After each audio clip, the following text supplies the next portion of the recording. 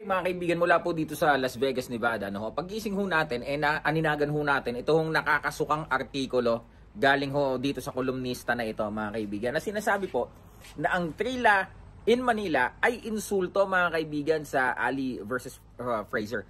Alam mo, depende yan sa point of view. Kung negatibo kang tao, ituturing mong itong insulto. Pero kung ikaw ay may paggalang, may respeto sa mga Hall of Famer, kagaya ni Muhammad Ali at ang kanyang katunggali, ito po'y ginagawa, inisyatibo po ito ni Senador Manny Pacquiao para po gawin ito, i-commemorate ito pong Trilla in Manila, mga kaibigan. So, ito po ay hindi din po para kumita si Senator Manny Pacquiao dahil gagawin po itong libre sa publiko. Di ba po, ito po'y handog ni Senador Manny Pacquiao para sa mga Pilipino, para po sa mga boxing fan. Dadating po dito mga pinakamalalaking pangalan sa boxing. Ito pong mga pinakamalalaking pangalan ngayon sa Philippine boxing. Makikita po natin na maglalaro po dito sa card. So saan po ang insulto dito? 'Di ba? Sino hong matino ang isip na sasabing ito po ay isang insulto?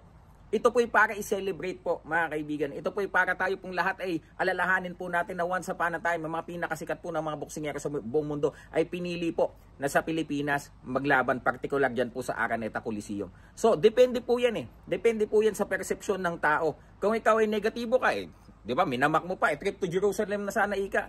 Di ba, hindi ba yan, ikaw ang insulto.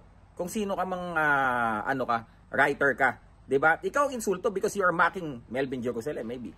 Diba? Pero ang Trilla in Manila, mga kaibigan, yan po ay handog sa mga Pilipino. Isa po yung blowout treat ng ating pong pambansang kamao, Manny Pacquiao. Mula po dito sa Las Vegas, Nevada, ako po Silver Voice TV.